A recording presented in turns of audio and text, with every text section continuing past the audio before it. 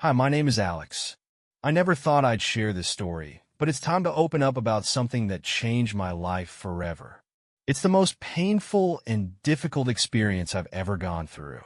If sharing it can help even one person avoid a similar heartache, then I know I've made the right choice by telling it.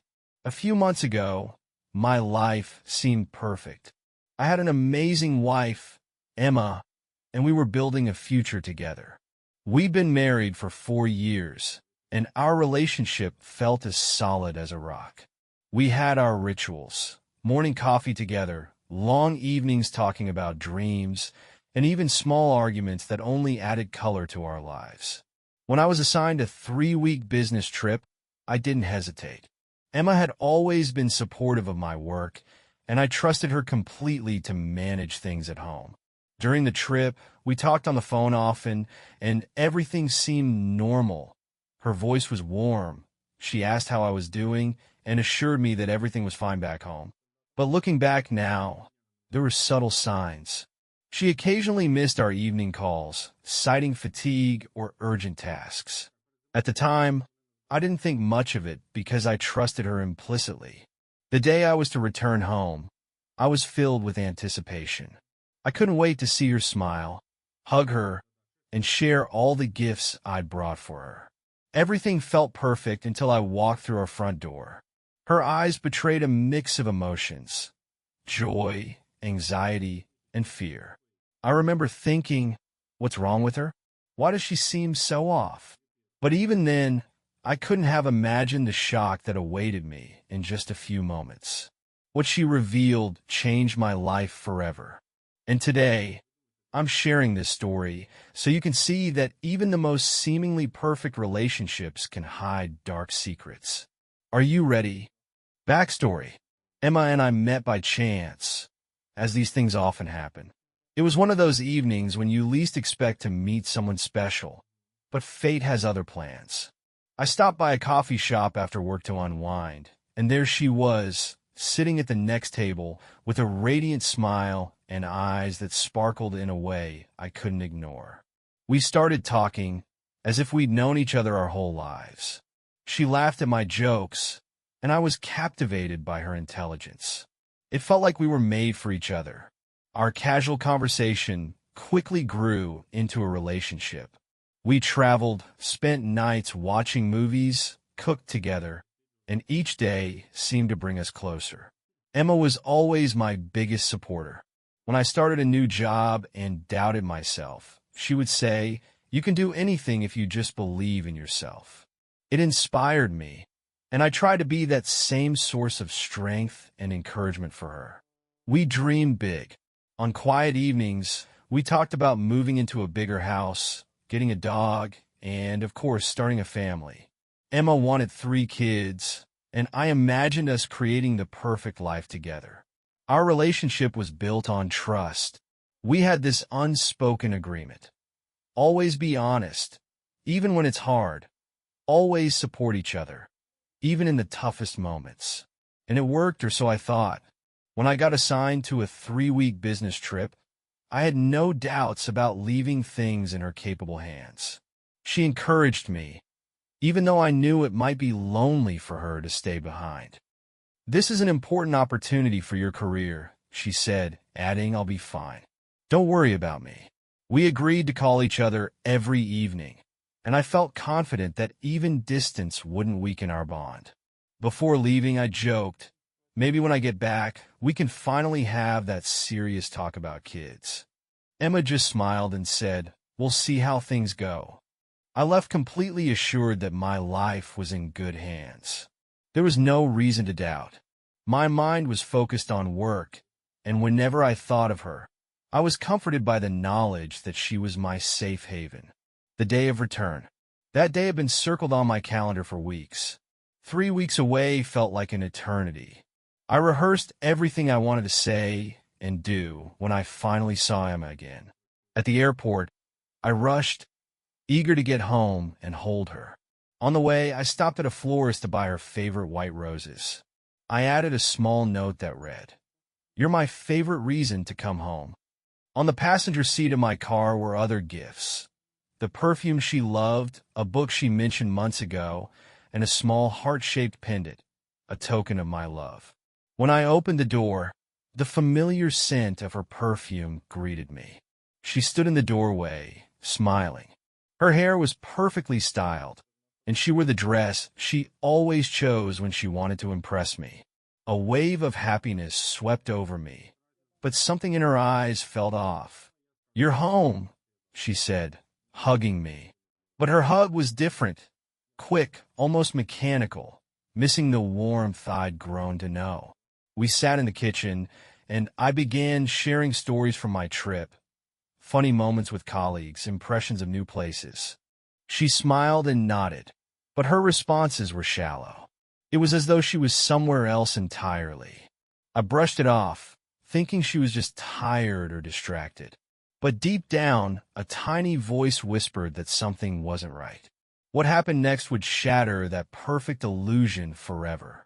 Her smile seemed tense, and she kept averting her gaze, as if it was too difficult to look me in the eyes.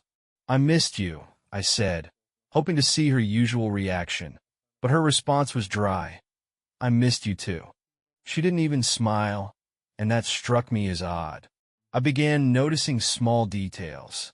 On the kitchen table was an empty wine bottle, though Emma had always said she felt uncomfortable drinking alone. The bedsheets in the bedroom were immaculately clean, though we usually changed them together before my returns. Something had changed. Something was off. Emma suddenly asked, "How was your trip?" Her tone seemed curious, but it felt like she was trying to shift the conversation away from herself. I answered and asked her how she'd spent her time. Her reply was brief. "Good. Read a lot, watch some movies." She didn't mention any specifics, which was unlike her. The tension in the room grew with every passing minute. I tried to lighten the mood by giving her the bouquet and the pendant. She thanked me, but it was quick and mechanical. "Thank you. You're always so thoughtful," she said, but her words felt like she was eager to end the topic. Then she asked a question that raised my suspicion. "Do you think people can change if they really want to?" I looked up at her. "What do you mean?" She averted her eyes and quietly replied, "Just wondering." Her tone was calm, but there was something deeper in that question. My instincts screamed that something was wrong. I decided not to press her at that moment, but the sense of unease stayed with me. This was just the beginning, and I couldn't have imagined how big of a blow was coming. The big reveal. That evening, I felt like a shift was in the air. The tension was palpable, though I couldn't quite explain it. We were sitting in the kitchen over dinner, and I was telling Emma about my adventures during the trip, but she seemed only half present. She nodded mechanically, occasionally smiled, but it felt like her mind was elsewhere. I tried to ignore it, chalking it up to fatigue or a bad mood. But eventually, after a long pause, she set down her fork and sighed. Her gaze met mine, and for the first time, I saw something new in her eyes, anxiety mixed with sadness. "There's something I've been meaning to tell you," she began. Her voice was steady, but I could sense the underlying tension. 1,000 possibilities raced through my mind, but none of them even remotely prepared me for what she was about to say. I looked at her, trying to understand what was happening. She placed her hand gently on her stomach, and it dawned on me that she was gearing up to share something monumental. "I'm pregnant," she said softly, but those two words felt as loud as thunder, drowning out everything else around me. For a moment I froze. The world seemed to stop. My mind raced. Pregnant? We'd always talked about having kids, but I didn't think it would happen this soon. My heart started pounding, and a huge smile spread across my face. "Really?" I asked, barely able to believe my ears. Emma nodded, and I saw tears welling up in her eyes. I thought they were tears of joy, and I stood up to hug her. "This is amazing. This is the best news of my life," I said, hugging her tighter than ever. At that moment, I felt like the luckiest man in the world. Everything we had dreamed of was finally becoming a reality. Images of our future flooded my mind. Preparing in nursery together, holding our baby for the first time, celebrating their milestones. But something wasn't right. Emma didn't seem as happy as I expected. Her smile was faint, and her gaze seemed distant. She wasn't looking me in the eyes. Instead, she focused on her glass of water. I decided to ask more questions. "When did you find out?" I asked. Her answer was hesitant. "A week ago. I wanted to be sure before telling you." I nodded, thinking it made sense, but her demeanor still unsettled me. She seemed like she was wrestling with a heavy decision, struggling to embrace the joy of the news as I was. "How are you feeling?" I asked, trying to understand what was going on with her. She shrugged. "Okay, just a little nervous."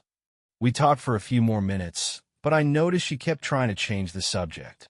She started asking me about my trip, my colleagues, and whether I had completed my tasks.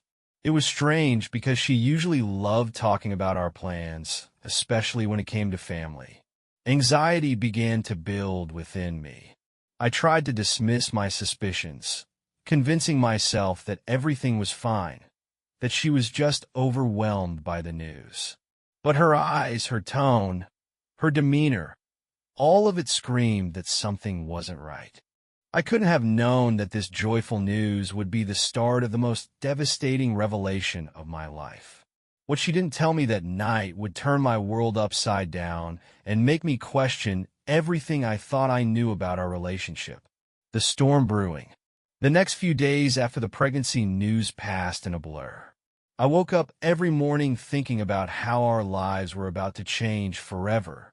Emma acted calmly, even distantly, but I chalked it up to nerves. Still, small details began to stir doubts in me. We talked about seeing a doctor, and I asked if she'd already made an appointment. She hesitated slightly before answering. "Yes, I've found one."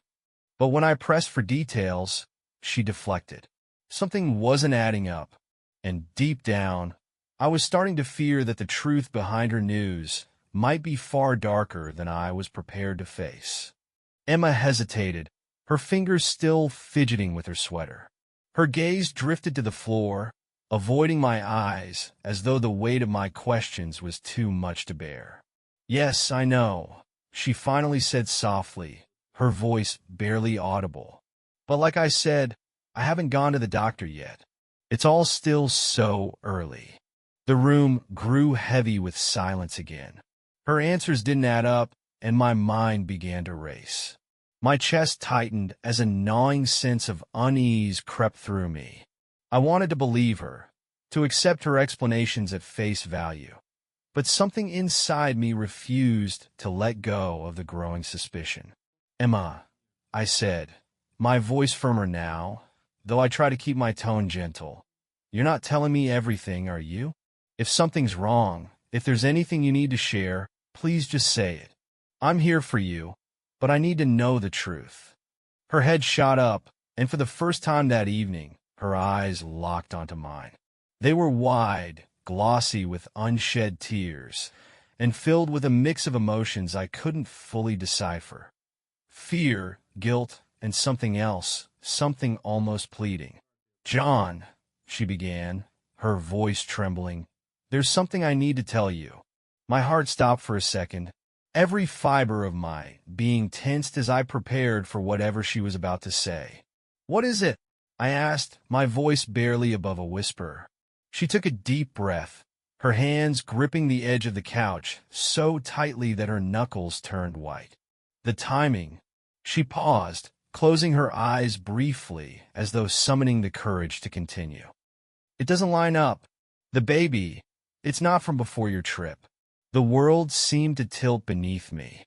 Her words hit me like a punch to the gut, knocking the air from my lungs. "What are you saying?" My voice cracked, the calm facade I was trying to maintain crumbling. Emma's tears spilled over now, running down her cheeks as she struggled to speak. "John, I didn't mean for this to happen." "I didn't mean for what to happen?" I interrupted, my tone rising. "Emma, are you telling me that this baby isn't mine?" She sobbed openly now, her hands covering her face as though trying to hide from the truth she had just revealed. "I don't know," she cried. "I don't know for sure." The room spun around me as her words echoed in my head. "I don't know for sure." It was the worst answer she could have given, a dagger of doubt that tore through everything I thought I knew about our relationship. For a moment, I couldn't speak. I couldn't breathe. The weight of her confession pressed down on me like a suffocating fog. "When Emma?" I asked finally, my voice cold and devoid of emotion. "When did this happen? Who is he?" Her sobs grew quieter, but she didn't answer immediately. The silence stretched, unbearable and deafening, before she finally whispered, "It happened while you were away." The room seemed to collapse in on itself. I stood, my legs unsteady, and looked down at her. This woman I thought I knew, who I had trusted with my entire heart and soul. "Who is he?" I repeated, my voice sharp and demanding. She hesitated, then finally said, "Someone from work." The simplicity of her answer only fueled my rage. I clenched my fists, my mind racing with a whirlwind of emotions: betrayal, anger, heartbreak. "You lied to me, Emma," I said, my voice breaking. "You let me believe we were starting a family, that this was our future. And all along, you were hiding this from me?" "I didn't know how to tell you," she pleaded, her voice desperate. "I didn't want to lose you. I still love you, John. This was a mistake, a horrible mistake, and I—" "Stop." I cut her off, my voice trembling with fury. "You don't get to call this a mistake. You made choices, Emma. Choices that destroyed everything we built together." She sobbed harder, her words choking in her throat as she tried to explain, but I couldn't listen anymore. The love I felt for her, the future I had envisioned, all of it was shattered, lying in pieces around me.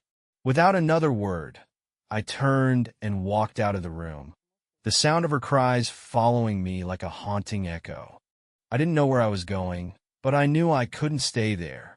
The home we had built together now felt like a prison, every memory tainted by the weight of her betrayal. I stepped outside, the cool night air hitting my face, and for the first time, I allowed myself to break. Tears streamed down my face as I stood under the stars, feeling more lost and broken than I ever thought possible. This was the moment my world changed forever, and nothing would ever be the same again. Emma's confession left me shattered, a hollow shell of the man I was just moments before. Her words echoed in my mind, each syllable a dagger that tore through everything I had believed in. I sat on the edge of the couch, staring at the floor, unable to meet her tearful gaze. The weight of her betrayal was suffocating. "You already lost me," I had said, and as those words left my lips, I felt an icy finality settle over the room. It wasn't just the betrayal that broke me. It was the lies, the manipulation, the deliberate choice to keep me in the dark while she pretended everything was fine. "Alex," she whispered, her voice trembling, "please just listen. I made a mistake, a terrible mistake. But I love you. I still love you. This doesn't have to end us." I looked up at her then, my eyes burning with a mixture of anger and sorrow. "You love me?" I said, my voice cracking. "If you loved me, you wouldn't have done this. Love isn't supposed to hurt like this, Emma. It isn't supposed to destroy." Her tears flowed freely now, and she stepped closer, reaching out as if to touch me. I flinched, pulling back instinctively. Her touch felt tainted now, a cruel reminder of what she had taken from me. "I don't even know who you are anymore," I continued, my voice growing louder with each word. "You let me dream about a future, a family. You let me believe this child was mine, that it was ours. How could you lie to me like that?" She collapsed onto the armchair across from me, her hands clutching her face. "I didn't mean for this to happen," she sobbed. "It wasn't planned. I was lonely, Alex. You were always so busy, so focused on work. I just I felt invisible. Invisible. I repeated, my tone bitter and disbelieving. So, you found someone else to see you? Someone else to make you feel important? Do you even understand what you've done? You didn't just betray me, Emma. You betrayed everything we built together. The room felt unbearably small, the air thick with the weight of her confession. Who is he?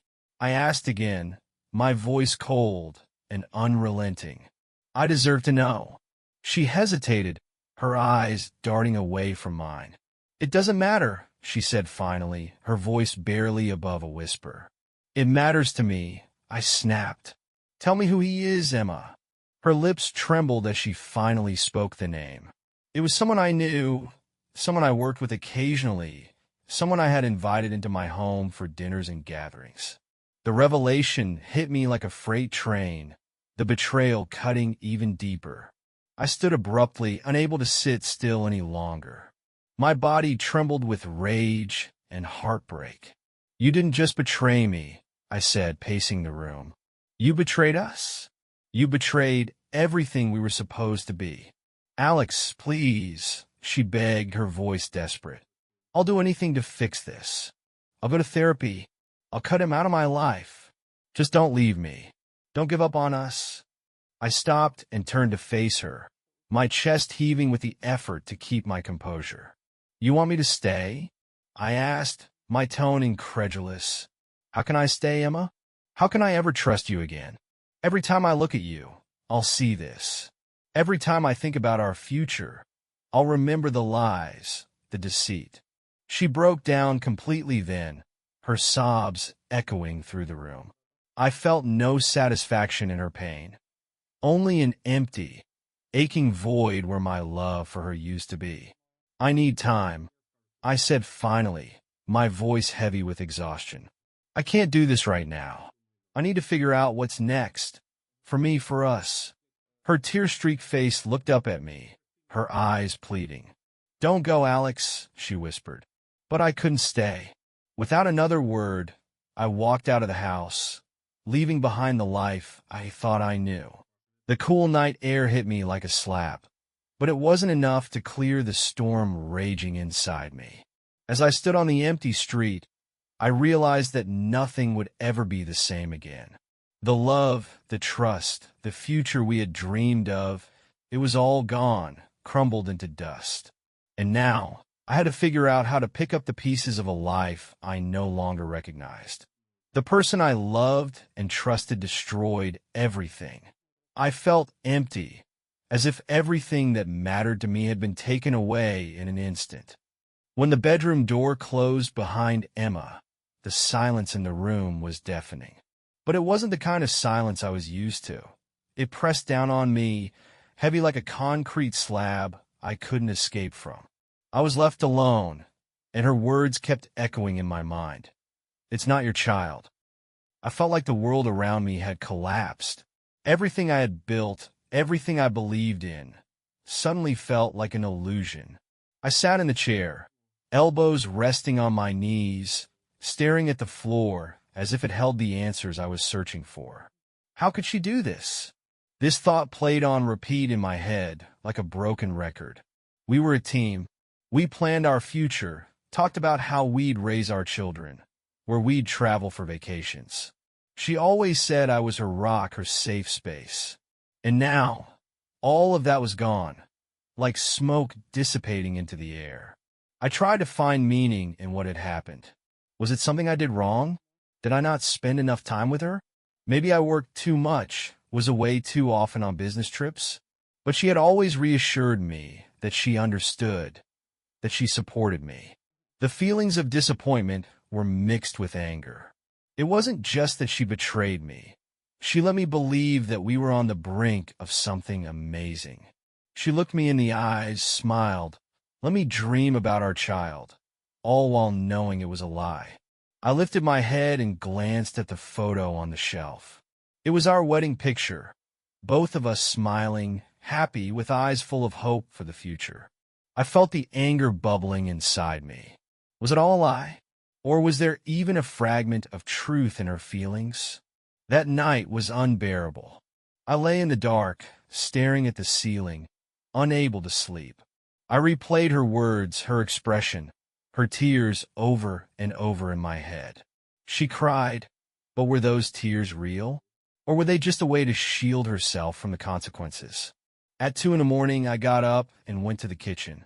I felt hollow, like something vital had been ripped out of me. I opened the fridge, grabbed a bottle of water, but even the water tasted bitter. Food was the last thing on my mind. Strangely, the anger and pain transformed into a sense of helplessness. I sat at the kitchen table, rested my head in my hands, and just sat there.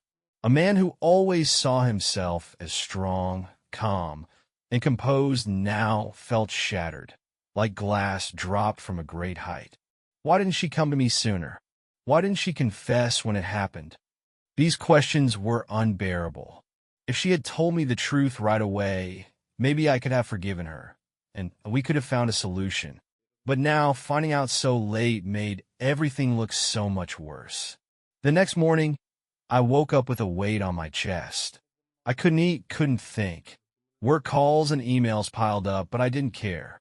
I didn't even respond to messages from friends. I stared out the window, watching life continue outside. People going to work, birds singing, the sun shining. But my life had come to a halt.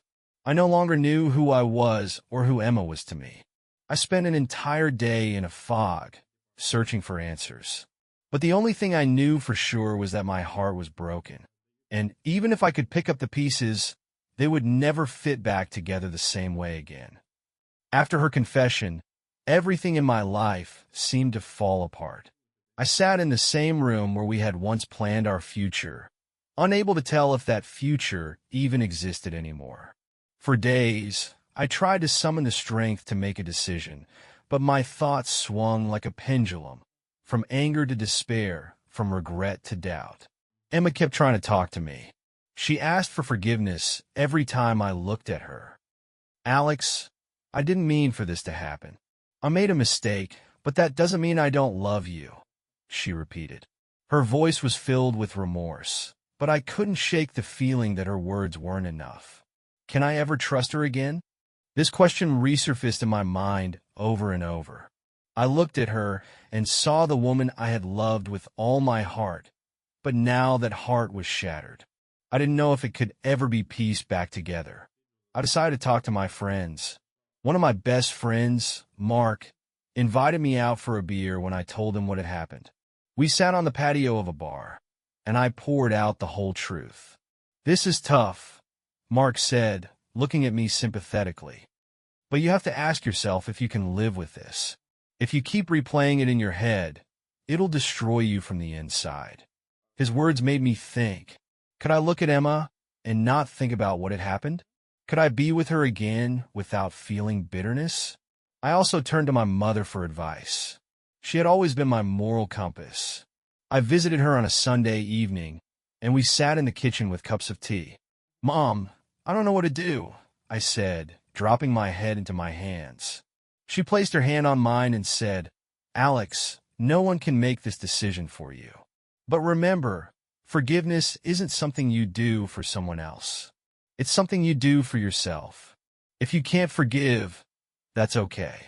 But if you can, it doesn't mean you're weak. It means you're strong." Her words left a mark on my heart, but I still couldn't find an answer. Meanwhile, Emma didn't stop trying to make things right. She sent me messages even when we were at home together. "I know I've destroyed your trust, but please give me a chance to fix this." One evening, she handed me a letter, handwritten and trembling slightly in her hands. In it, she poured out her feelings, her regret, and her love for me. She ended it with the words, "If you can't forgive me now, I understand, but I will always love you." I read those words, feeling a battle raging inside me. One part of me wanted to hold her close again, to say we could face this together. The other reminded me of the betrayal, the pain I endured, screaming that I couldn't go back. What should I do to stay true to myself? I thought, lying awake at night. This question haunted me. I knew that whatever decision I made would shape my life for years to come. Could I forgive her for the sake of our past? Could I rebuild our future from these ruins? Or was it better to start fresh, even if that meant tearing our lives apart? A storm brewed within me, and though I still loved her, I began to realize that sometimes love is not enough. Months have passed since my world was turned upside down. I wish I could say everything fell into place right away, but that would be a lie. The road to healing is long, arduous, and filled with challenges. But looking back now, I understand that this experience taught me more than any other in my life. First, I realized just how crucial honesty is. Honesty is the foundation of any relationship. It's not just about not lying to the other person. It's about being truthful with yourself as well. If something is wrong, if there are issues, they need to be addressed together, not hidden behind deceit or excuses. I understood that betrayal isn't just a physical act. It's the destruction of trust we spent years building. And the hardest part of it all is that trust is so much harder to rebuild than it is to lose. Second, I learned to put myself first. I used to think that sacrificing for a relationship was normal, but now I see that you can't betray yourself for someone else. I asked myself, what do I need to do to stay true to myself? And the answer was this: I needed to find my own happiness, even if it meant starting over. This experience made me rethink what true love means. It's not just a feeling, it's actions. Love is about being honest, supporting each other, and respecting one another. Without these components, can it even be called love? What happened also taught me compassion. Nobody is perfect, and we all make mistakes. Emma made a mistake, and I know she regrets it. But compassion doesn't always mean forgiveness or going back to what was. Sometimes compassion means letting someone go and wishing them well, even if your paths no longer align. I won't lie, this was painful. There were many nights I fell asleep with a heavy heart, asking myself why this happened to me. But now, with time, I see that this experience became a catalyst for growth. I've become stronger, wiser, and more deliberate in my decisions. I've learned to value my feelings and understand that sometimes what we think is the end is actually a beginning. It reminded me that while we can't control other people's actions, we can always control our response to them. Maybe someone listening to this story is going through something similar. And if you are, I want to tell you this: don't be afraid to make decisions that are best for you. Don't be afraid to leave something behind if it's causing you more pain than joy. Remember, you deserve happiness. You deserve a relationship built on trust, respect, and honesty. And if someone has broken those principles, you have the right to decide whether you can move forward or if it's time to start a new chapter in your life. My story doesn't have a fairy tale ending, but that's okay. Life isn't always about happy endings. Life is about the lessons we learn along the way and how we use those lessons to become better versions of ourselves. I'm grateful for this experience, even though it was painful.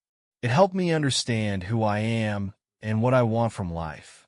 And I hope that my story helps you find answers to your own questions. So if you find yourself in a similar situation, remember, you're not alone. And even in the darkest moments, there's always light ahead. Just take a step toward it.